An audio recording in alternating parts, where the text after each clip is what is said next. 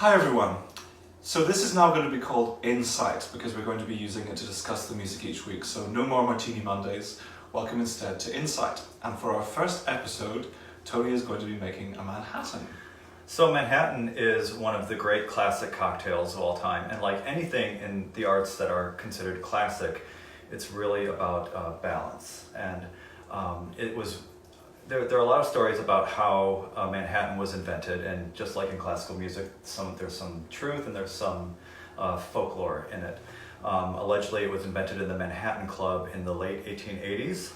Probably not entirely true, but it was the first American cocktail to use vermouth, and it uses sweet vermouth. So, but before we add that, we're going to begin with bitters. And part of today's theme is we're going to be putting our own spin on a classic. So, Courtney, I'm going to give you the decision. Would you like to use cherry bark vanilla bitters or charred cedar currant? Definitely charred cedar currant. Charred cedar currant, okay. Per drink, we're going to use 2 dashes of bitters. Some bartenders will say a ratio of 2 to 1 whiskey to vermouth. I prefer 2 to 3/4 per drink. So for these 2 drinks, 1.5 ounces. What is that, Coche Americano? Yeah, no, it's Coche Torino, which is a sweet vermouth. Okay. And then to spice it up a little bit, I'm going to use this wonderful gift I got for my birthday, Nickle Japanese whiskey. It's barrel strength.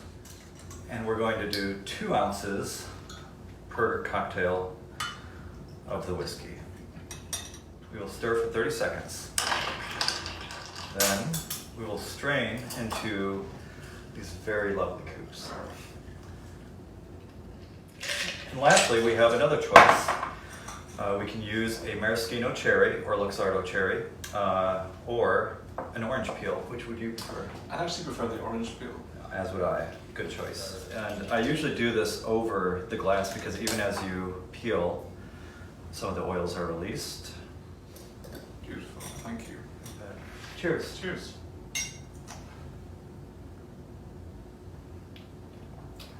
Delicious. Yeah. Thank you. Cheers. So we have a twist on a classic with our Manhattan, and I think a lot of the repertoire in this week's program fits that bill as well. We begin with the ballet music from Mozart's opera Idomeneo. Yep, so in lots of French opera, and at the time in opera seria, which Mozart was writing, the convention was to have a fully fledged ballet in the middle of the opera. Mm-hmm. And this was something that everybody expected, and they would just, it was just a little bit of extra entertainment. So Mozart writes a set of dances, dances that have their roots in the Baroque era, even earlier in the Renaissance. A really charming set of character pieces that shows us, various combinations of dancers introduced and dancing with each other. Really irresistible music, and music that is always coming back to this one rondo theme, bum bum beam bum ba-dum ba-dum, that begins the whole thing. It's a really charming set of pieces and a lovely way to start a concert. Yeah, I'll leave it to Mozart to write an unforgettable theme yet again. Yeah. And then we move into one of my favorite 20th century pieces, guilty pleasure for me, Prokofiev's classical symphony, which was his first symphony. Mm-hmm. So Prokofiev's a young man at this time, just recently graduated from the conservatory, 1917. And when he was at the St. Petersburg Conservatory, he studied a class with a particular professor who was very keen on the symphonies of Haydn. Which was unusual in Russia at the time. Yeah. The Viennese tradition was not... Mm-hmm. Wasn't really right. part of the core right. Syllabus. And we also always, just then as now, Haydn always gets kind of ignored and forgotten about compared to Mozart and Beethoven. Right. So Prokofiev was delighted by what he learned about Haydn, particularly Haydn's way of being funny, of having wit in music and of telling musical jokes. And he takes that idiom and he said that he wanted to write a piece that would sound as if Haydn were still composing today. Mm-hmm. So the grammar, if you like, the kind of phrase structure and the musical syntax of the piece is very classical, the phrase lengths, the proportions, the sense of balance, but the harmony is completely Prokofiev's, very much of its time. Yeah. Full of unusual dissonances, weird modulations, various strange things. So it's a very charming kind of love letter back to the classical era. The second theme in the first movement has these enormous leaps, which are definitely 20th century idiomatically. I mean, you never would have heard those kind of leaps back in the late 18th century. Of course, treacherous for the first violins, Yeah. because they have to jump the whole width of the instrument to make that happen. Right, very quickly. It sounds like an elephant falling over. Yeah. Yeah. So that first movement is beautiful. Then there's a very a balanced, dignified larghetto that sounds like music from court. Then a gavotte, which is a look even further back than the classical symphonies, more to Baroque dances, back to Bach's time. And then a finale which goes at absolute speed of wind, and is really tricky for everybody, but full of colour, full of the atmosphere of Peter and the Wolf again. It feels like we're seeing all the characters of Peter and the Wolf at the very end of the classical symphony. And written in 1917, so before Stravinsky had written his octet, 1923, which is usually called the beginning of neoclassicism. So Prokofiev's beating Stravinsky slightly to it. Neoclassicism would feature a lot in Prokofiev's music, not quite the same importance as Stravinsky's, but it's very much that early 20th century step away from late Romanticism, step away from the Wagnerism that had dominated musical culture so much, into something much fresher and much more modern. And a lot of that was in response to the First World War, sort of the dispensing with the grand celebration of the individual and more of an ironic aesthetic. That's right. Yeah. And then we conclude with maybe his least well-known of his 9 symphonies, Beethoven's Eighth. So when was this written, and what context in his life is this happening? So we're exactly 100 years before Prokofiev, 1817. Immediately written after the 7th Symphony, and premiered in 1818 on one of these mammoth concerts that contained lots and lots of music. Yeah. We know that Beethoven conducted the first performance, but at this time his hearing is getting really bad. He's almost completely deaf, and reports are that the orchestra ignored his ungainly gestures and followed the principal violin. Right. So nothing's changed in orchestral culture. Exactly.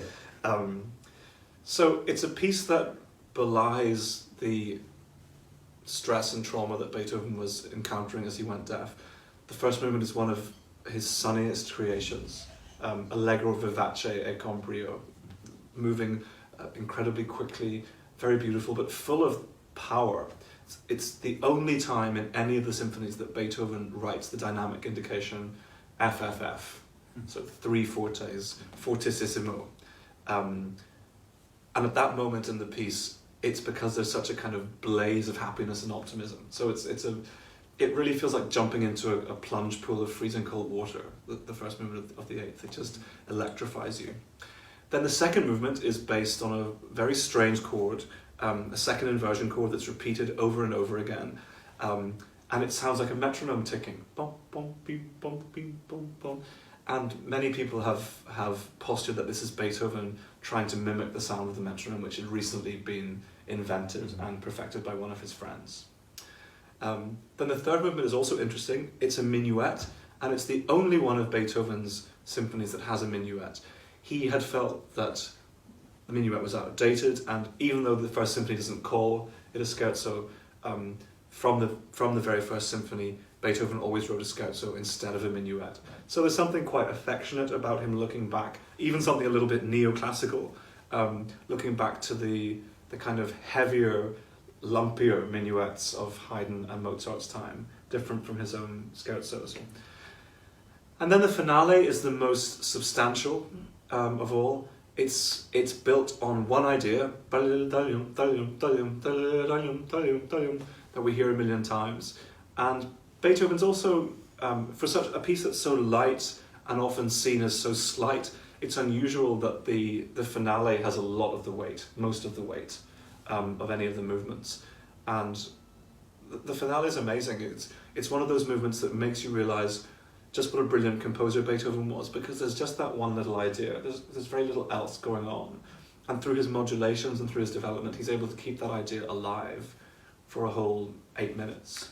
Yeah, it's interesting because while we're talking about the ways in which the past is informing the language of these pieces, there's still the voice of the composer, and so in that particular case, it reminds me of last week when we talked about the Fifth Symphony and this idea of a repeated idea or motivic unity, which is new and pioneering in Beethoven's music, yet still in sort of this construct of looking back to his predecessors. Mm-hmm. And of course, by this time, he got so good at building pieces out of one idea and of building a whole organic whole shape from one small thing that we tend to forget what a brilliant and new unifying idea it was in the first place. Right. So this is a concert which was, I wanted to show a real classical symphony and a neoclassical symphony so that you can see the real thing and then the style approximately that Prokofiev was imitating. So you get a sense of what he was trying to achieve aesthetically. Yeah. Well, it's very much looking forward to it. We're almost sold out for this weekend, but there are a few tickets left, so call the box office or go online if you are going to be so lucky to catch this. Congrats on opening night this past weekend, and looking forward to this weekend. Me too. See you soon. Cheers.